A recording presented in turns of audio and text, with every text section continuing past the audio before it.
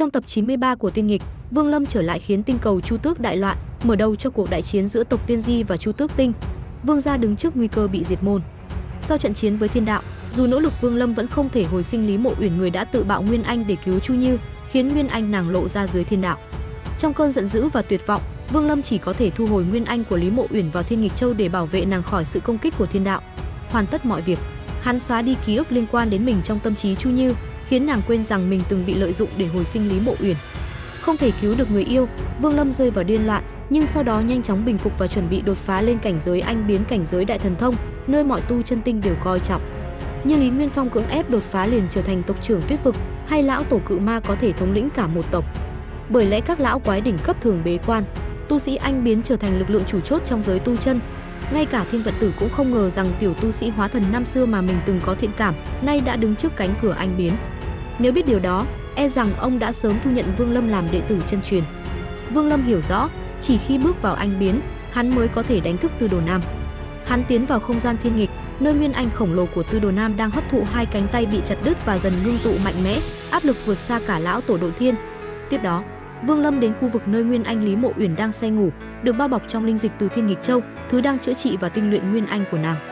Hắn nhìn nàng bằng ánh mắt dịu dàng, ôn nhu hôn nhẹ lên ấn đường nàng, như muốn bảo vệ nàng cả đời, dù có phải hồn phi phách tán. Cuối cùng, hắn rời khỏi không gian, tiếp tục hành trình. Trong khi đó, Chu Như vẫn không ngừng tìm kiếm Vương Lâm với đầy nghi hoặc, không hiểu vì sao bị rời bỏ. Nhưng Vương Lâm giờ đang ở đỉnh một ngọn núi, toàn tâm toàn ý bước vào cuộc đột phá khắc nghiệt. Hắn đặt toàn bộ tiên ngọc quanh thân, ngồi xếp bằng, tập trung vào tu luyện. Tu vi đã đạt hóa thần viên mãn, bước tiếp theo chính là đột phá anh biến, cảnh giới cho phép thực thể hóa ý cảnh, sử dụng thần thông mạnh mẽ, hấp thu tiên lực, trở nên uy lực vô song. Khi xưa thời kỳ thượng cổ, tu sĩ anh biến không quá nổi bật, nhưng nay trong thời đại khan hiếm tiên ngọc họ đủ sức trở thành bá chủ một phương. Để đột phá, có hai phương pháp: ép linh lực ra và cải tạo bằng tiên lực, đơn giản nhưng tu vi không ổn định, hoặc luyện hóa linh lực để đạt trạng thái ngang bằng, khó nhưng bền vững. Vương Lâm chọn phương pháp thứ hai. Tiên lực trong tiên ngọc hóa thành dòng thác tràn vào cơ thể, như một cối xay nghiền nát linh lực ở đan điền. Thế nhưng sau 3 tháng, 2/3 tiên ngọc đã cạn kiệt, mà quá trình cải tạo mới chỉ đạt 1%. Sự khó khăn trong việc bước lên anh biến lúc này mới thực sự hiển hiện rõ ràng. Dù số lượng tiên ngọc của Vương Lâm không ít, nhưng vẫn còn xa mới đủ để đột phá anh biến. Chẳng trách tu sĩ giai đoạn này lại hiếm đến vậy, lượng tiên lực khổng lồ cần thiết khiến ngay cả các đại phái cũng khó lòng chịu đựng nổi. Tiên ngọc vô cùng quý giá, vượt xa sức tưởng tượng, mà toàn bộ giới tu chân chỉ có tiên giới mới có thể sản xuất. Tuy nhiên, sau khi tiên giới sụp đổ, tiên mạch tiêu tan, tiên ngọc ngày càng khan hiếm. Không chỉ là chìa khóa để tu sĩ hóa thần đột phá anh biến, tiên ngọc còn thiết yếu với tu sĩ anh biến trong mọi mặt: đấu pháp, trị thương, luyện bảo, thậm chí tương truyền rằng để tiến vào cảnh giới vấn đỉnh, lượng tiên ngọc cần thiết còn gấp 10.000 lần so với lúc đột phá anh biến, và tiêu hao sau đó thì càng không thể đo lường. Chính vì vậy, việc tu luyện của tu sĩ cao giai ngày càng gian nan, dẫn đến việc cường giả trong tương lai sẽ ngày càng hiếm. Lão tổ tộc Cự Ma là minh chứng sống động nhất. Ông đã huy động toàn lực của cả tộc, cộng thêm số tiên ngọc mà Xích Hổ mang về từ tiên giới, cùng với kho tiên ngọc tích lũy khi rời đến tinh cầu Chu Tước năm xưa, mới có thể đột phá thành công. Thực tế, ông đã đủ thực lực từ nhiều năm trước, nhưng vì thiếu tiên ngọc nên buộc phải trì hoãn hết lần này đến lần khác. 1 tháng sau, Vương Lâm cũng rơi vào tình cảnh tương tự. Toàn bộ tiên ngọc của hắn đều đã vỡ vụn, không còn tiên lực để hấp thụ, buộc phải ngừng tiếp nhận tiên lực. Dù biết trong tháp tiên ngọc có chứa lượng tiên lực khổng lồ, nhưng vì lời hứa với Chu Giật sẽ bảo quản tiên thi, hắn không thể phá vỡ lời thề. Vương Lâm dùng thần thức quét khắp nửa tinh cầu Nguyệt Tinh, miễn cưỡng ngưng tụ được 1% tiên lực, đồng thời cường hóa được thần thức đôi chút. Nhận thấy cần đột phá giai đoạn anh biến, hắn chuyển mục tiêu sang các đại tông phái, quyết định đi cướp tiên ngọc. Cùng lúc đó, Chu Như cưỡi tiểu bạch lang thang uể oải trên thảo nguyên, tràn đầy oán giận vì Vương Lâm rời đi quá đột ngột. Bất ngờ, Vương Lâm xuất hiện. Chu Như mừng rỡ lao vào lòng hắn, ủy khuất hỏi về nơi chốn hắn đã đến. Trong mắt Vương Lâm, thiếu nữ đôi mươi ấy vẫn là đứa bé năm nào cần được chở che. Hắn hứa sẽ đưa nàng về nhà, khiến nàng bật cười trong nước mắt.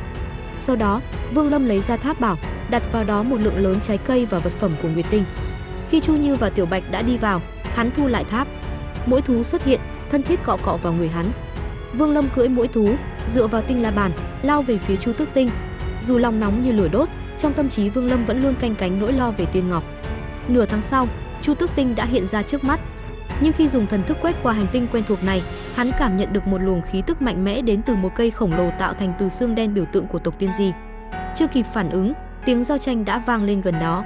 Hơn chục tu sĩ đang quyết chiến sinh tử, trong đó có một người quen chính là Vương Trác, người đã chia tay hắn ở Hằng Nhạc Sơn nhiều năm trước. Giờ đây, Vương Trác đã từ một tu sĩ trúc cơ tiến vào hậu kỳ kết đan. Nhưng khuôn mặt anh không còn vẻ điềm tĩnh mà chỉ còn sự mệt mỏi, bi thương của những năm tháng loạn lạc. Chu Tước Quốc, một quốc gia tu chân cấp 3, trong mắt tộc Tiên Di chẳng khác gì bãi săn để rèn luyện tộc nhân cấp thấp.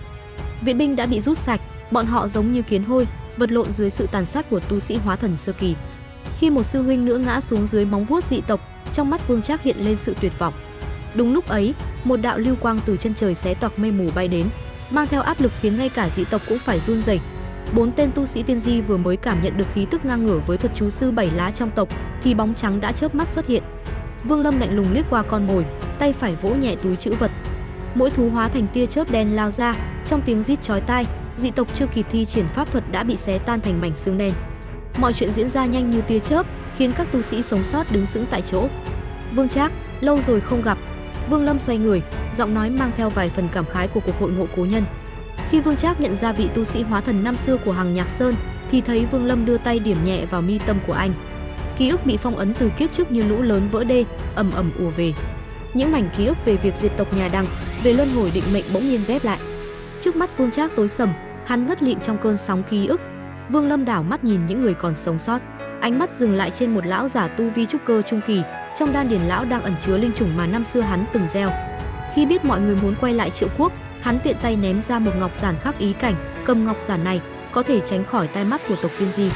Lão giả run rẩy nhận lấy tấm bùa cứu mạng ấy, nhìn theo bóng dáng Vương Lâm mang theo Vương Trác biến mất, liền dẫn mọi người quỳ xuống dập đầu.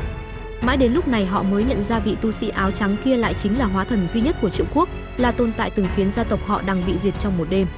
Trong giới tu chân Triệu Quốc, hai chữ Vương Lâm như cấm kỵ, mang theo sát khí ngút trời và ký ức về một thảm kịch đẫm máu. Trận đại nạn năm xưa nhuộm máu đất trời ấy đến nay vẫn là vết hằn không thể xóa mờ trong lòng các tu sĩ, thậm chí đã trở thành truyền kỳ mà bao tu sĩ trẻ theo đuổi. Trên một đỉnh núi, Vương Trác từ từ tỉnh lại. Khi cơn mê man tan biến, hắn nhìn về bóng áo trắng đang đứng trong gió, khẽ gọi ra hai chữ đầy cay đắng, Vương Lâm. Vương Lâm quay lại, mỉm cười đáp lời. Nhìn Vương Lâm, ký ức kiếp trước của Vương Trác tràn về như thủy triều. Cảnh vợ mất hiện rõ trong đầu như bị đóng băng lại, hắn chỉ có thể thở dài nói khẽ, cảm ơn. Vương Lâm lại nói, nay nhà họ Vương chỉ còn hai người bọn họ, không cần phải nói lời cảm tạ. Vương Trác hỏi thăm tu vi của Vương Lâm, biết được hắn vẫn chưa đạt đến anh biến, liền bùi ngùi nhớ lại những tháng năm ở Hằng Nhạc phái. Sau đó, Vương Lâm hỏi thăm tình hình ở Chu Tước Tinh, mới biết tộc Tiên Di đã xâm lược quy mô lớn. Các quốc gia tu chân cấp 3 gần như đã bị chiếm lĩnh toàn bộ, ngay cả quốc gia cấp 4 cũng đang bên bờ diệt vong. Khi Hồn Tông cấu kết làm điều ác, 5 quốc gia cấp 4 phản bội, tộc Tiên Di đã chiếm một nửa Chu Tước Tinh. Và còn 4 nhân vật then chốt, thân phận thần bí chưa xuất hiện. Vương Lâm vô cùng lo lắng, quyết định lập tức quay về Luyện Hồn Tông để kiểm tra tình hình. Vương Trác thì khẩn cầu hắn quay về Triệu Quốc để giải cứu nguy cơ và nói rằng nhà họ Vương vẫn còn hậu nhân, lo sợ đứa trẻ có linh căn sẽ bị tộc Tiên Di nhắm tới. Vậy là toàn bộ video đến đây là hết rồi. Nếu bạn cảm thấy video này hay, hãy nhớ nhấn thích và đăng ký kênh. Đừng quên bật chuông thông báo để không bỏ lỡ video mới nhất nhé. Hẹn gặp lại trong những video tiếp theo. Tạm biệt.